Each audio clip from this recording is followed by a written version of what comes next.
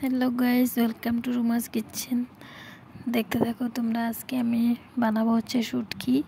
তো এটাকে কি শুটকি বলে তাও ভালো করে জানি না, কিন্তু দেখতে থাকো শুটকিটা আমি কিভাবে বানাই। তারপরে ভিডিওটা ভালো লাগলে লাইক শেয়ার সাবস্ক্রাইব করে দিও।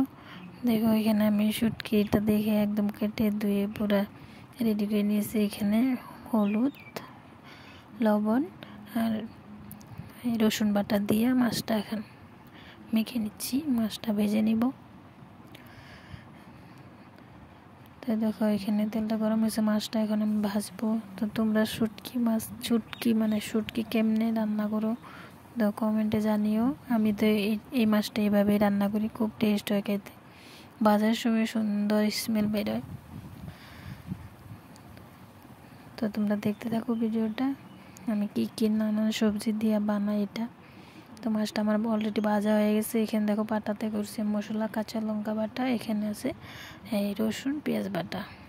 তো মশলা বেশি লাগবে না, একটুকু হলে হবে। অন্য মশলা দিতে হয় না শুটকি মাছে আমরা দিই না, তার জন্য পুরনো দিয়ে দিছি। দেখো এখানে 4-5টা জিরে আর পেঁয়াজ কুচি।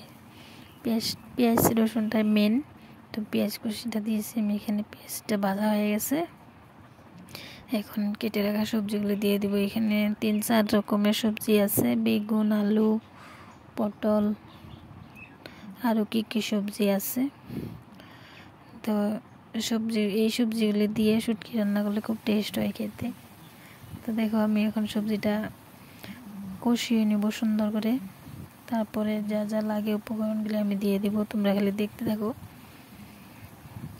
তো এটা সুন্দর করে অল্প টাইম ঢাকা দিয়ে পরে এটা আমি কষিয়ে নিব। দেখতে পাচ্ছ এখানে আমি ঢাকা দিয়ে দিছি। অল্প টাইম কষিয়ে তারপর মশলাগুলি দিয়ে দিব। তো আমার কষানো হয়ে গেছে অলরেডি। আরেকবার আমি ঢাকনা সরিয়ে নাড়িয়ে ছেড়ে দিয়েছি। তো এখন এই দেখো কষানো হয়ে গেছে। এখন আমি দিয়ে দিব মশলাগুলি। এখন ফার্স্টে দিব তোমার হলুদ পরিমাণ মতো। এইখানে আছে কাঁচা লঙ্কা বাটা আর রসুন বাটা, এই দুইটা মিক্স করে দিয়ে দিয়েছি এখানে। এখন দিয়ে দেবো হচ্ছে এই পরিমাণ মতো লবণটাও দিয়ে তারপরে আর একটু সময় কষিয়ে তারপরে জল দিয়ে দিব। জলটা কিন্তু আমি গরম জল দিয়ে দিব, তোমরাও গরম জল দিয়ে জলটা দিবে, তখন দেখবে তরকারির টেস্টটা দারুণ আসে। তো এখানে দেখতে পাচ্ছ আমার কষানো হয়ে গেছে। এখন এই গরম জল দিয়ে দিচ্ছি। গরম জলটা দিলে বেশি সময়ও লাগে না, তরকারিটা হইতে খেতেও দারুণ হয়। তো দেখতে পাচ্ছ গরম জল দেওয়ার লগে লগে ফুটে উঠছে কিন্তু আমার তরকারিটা। তো ভালো করে ফুটে উঠলে তখন আমি শুটকিটা বেজে রেখেছিলাম ওইটা দিয়ে দিব। তো এই যে দেখতে পাচ্ছ ভালো করে ফুটে উঠছে। এখন শুটকিটা দিয়ে দিয়েছি। শুটকিটা দেওয়ার সাথে সাথে এত সুন্দর স্মেল, বাপরে! তোমরা ঘরে ট্রাই করে দেখো। তো এখন আমি অল্প 2-3 মিনিট ঝাল করে তারপরে দিয়ে দিব হচ্ছে রসুন আর পেঁয়াজ বাটা। রসুন পেঁয়াজ বাটাটা মেন, কিন্তু এটা খেয়াল রাখবে তোমরা। এই দেখতে পাচ্ছ রসুন পেঁয়াজ বাটাটা দিয়ে দিচ্ছি।